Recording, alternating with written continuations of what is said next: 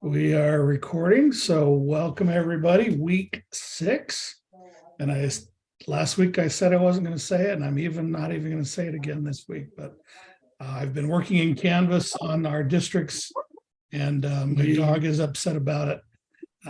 But we've got term 1 ending next week for most of my districts, which it's mind blowing. But anyway, that also means it's close to fall break time. So if some of you are on fall break or will be doing that shortly, if you are on fall break, what are you doing in this meeting?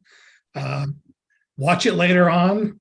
If you're coming up on fall break, I hope you go and have some fun and do some things that you enjoy, and will recharge your batteries. So any questions or concerns or anything like that before we dive in and look at the slides for this week and just talk about thinking like an assessor this week?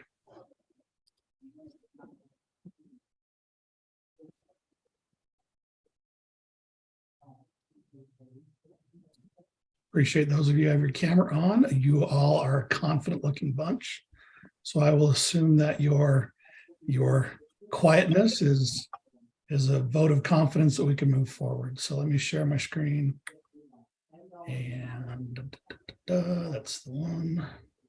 And if someone would watch the chat for me while we're going, I would appreciate it. Thanks, Tony. All right, so week 6, Foundations of Instructional Design.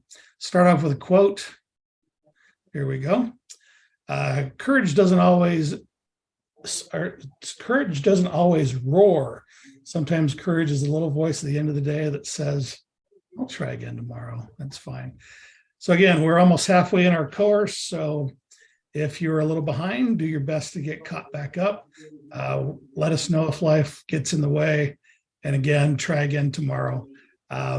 Thanks for all you're doing with your students. You guys are all amazing and courageous and wonderful teachers. And I hope this year is going better for you than the last couple have been. I've heard mostly from people that, 2020 was what it was, and 2021 was a dumpster fire on top of that. So this year's hopefully a little better for everybody else. So, and one more quote from Einstein: the most important method of education has always consisted of that in which the pupil was urged to actual performance.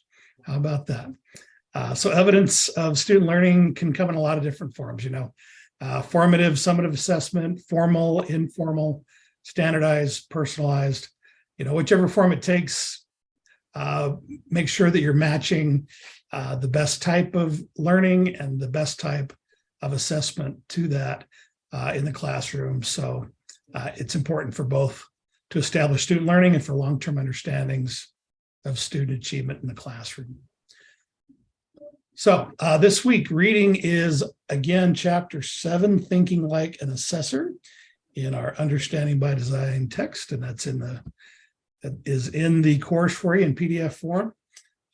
Again, don't read the whole book, just Chapter 7 this week.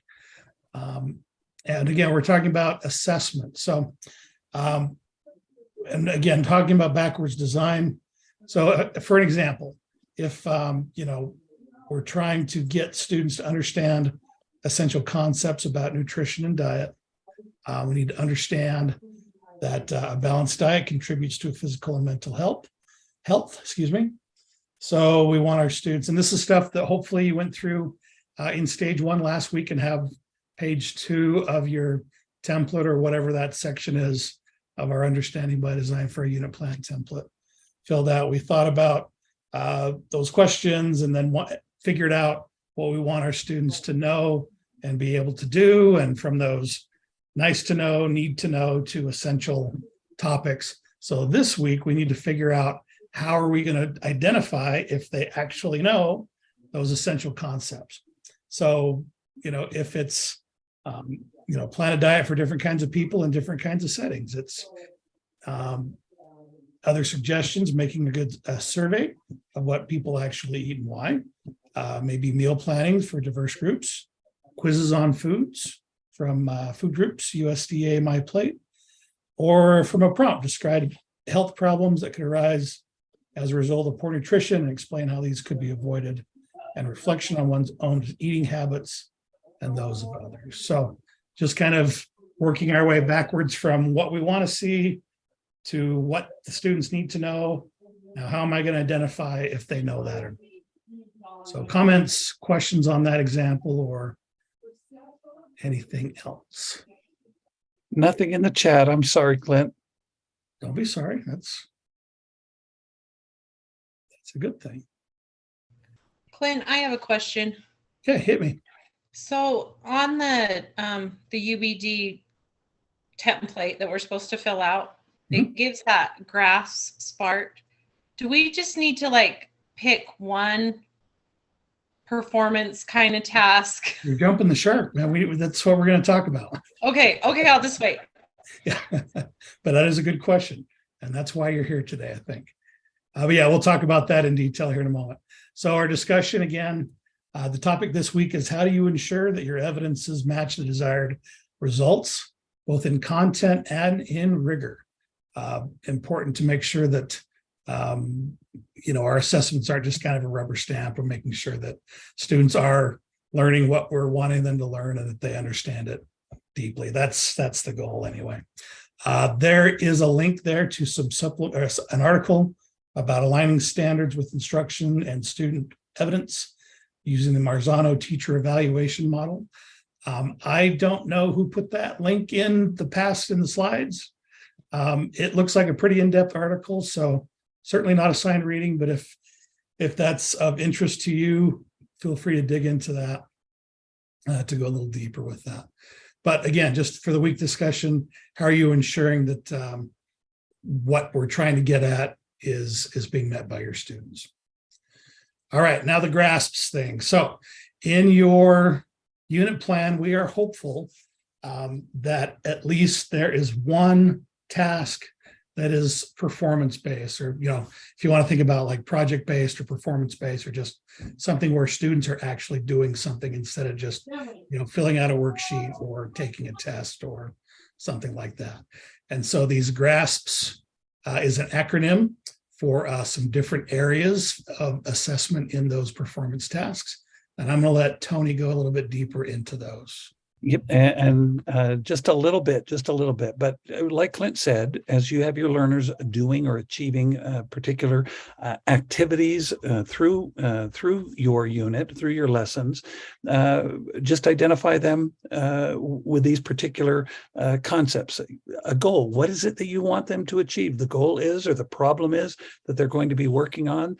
Maybe you could even share a couple of obstacles that they may come into contact with as they are accomplishing that, to prepare to these really help us hold our hands as we see the performance activities that you are requiring of your learners.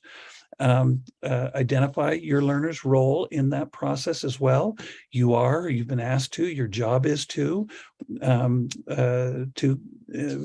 whatever that might be that you're doing. Right now, we're in the middle of, here at SU, we're in the middle of performance task assessments for student teachers. And so you've been required to write a lesson plan to identify the context in which your learners are addressing learners in your school. Who is that audience? That goes back to that context that I mentioned just a moment ago. Your clients are. If it's on nutrition, your role is a restaurant owner, and how are you going to write a menu that is nutritious and all that kind of thing, something like that. Delicious too, please. Delicious too, if you like. But absolutely. So who are your clients? Who's the target audience? Again, I love Clint's example of a restaurant. Who are the clients that are going to be coming? What is the audience that hopefully is going to stop? How are you going to convince them to stop and eat the food that you'll be preparing? The situation, what context do you find yourself in? The challenge involves dealing with, and I'm going to pick on, I love Clint's example of that restaurant. The challenge is working with or trying to steal is probably too strong of a word, but to trying to entice eaters from other eateries. Why are they going to pick Italian food over hamburgers? Identifying the situation, And then P, what product, performance, purpose? Again, I love the sample that Clint gave. What's the product that you're creating? What's the type of food? How's it? What are they doing? Yeah. What are they doing? What are they going to create? Yes, make that menu, and that menu is we do it all the time now. That with Uber Eats and other items, we've got to have menus that are online so that we can have that food delivered as well too. And then standards or criteria for success. Tie that to the state standards, to the content area standards. Your performance needs to have so many items on your menu, or your work is going to be judged by, hopefully by its deliciousness, but maybe by its price too as well. Does that, Clint, does that, I love your example. You gave me some real deep water to jump into. Does that give you enough? I appreciate it. Yeah. And on the standards criteria for success, are you using a rubric? Just need to make sure that students know what they're being expected of, how you're going to judge that, what you're looking for, if you're on the 4-point scale of, or 3-point or whatever, approaching mastery, above mastery, or whatever levels you use. What does that look like? Okay. Shanda, does that help? And yes, that helps a lot. Thank you. You bet.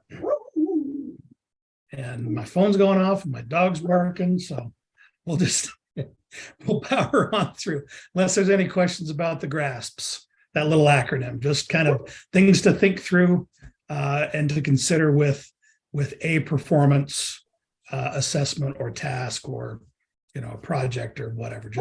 And again, it doesn't have to be the whole 3-week thing. Maybe it is the capstone of the big project at the end of that 3 weeks, or maybe it's just a one-day activity where they're, the restaurant owner, and they need to write the menu or figure out, how much the food costs and what they're going to charge and how they're going to make a profit, or, whatever. So those kind of examples there. And then going a little deeper. So that was the GRASP part. That was page 3. And then we're also asking you to work on page 4. And that is like the performance task blueprint.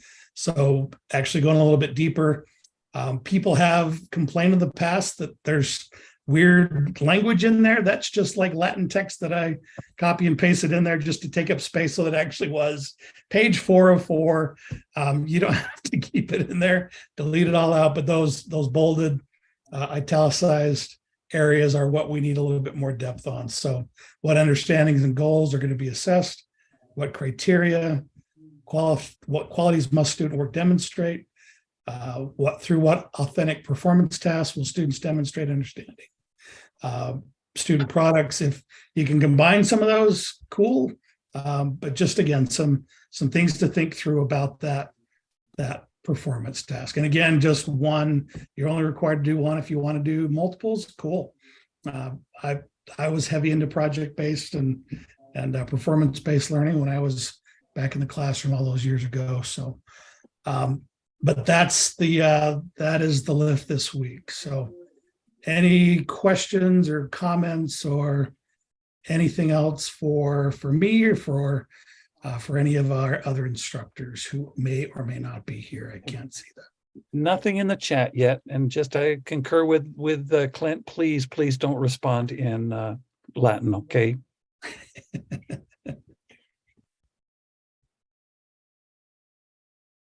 Nothing in the chat, Clint. I'm sorry. No, we're good. All right. Hopefully know who your instructor is by now, halfway through. Reach out to us by phone, by email, tweet at us, whatever, and we'll get back to you as soon as we can. But again, if that's it, we'll see you next week at 4.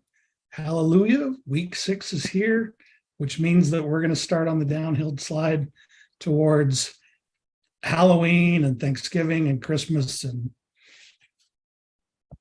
it'll be here like that. So I'm going to stop my share here, and I will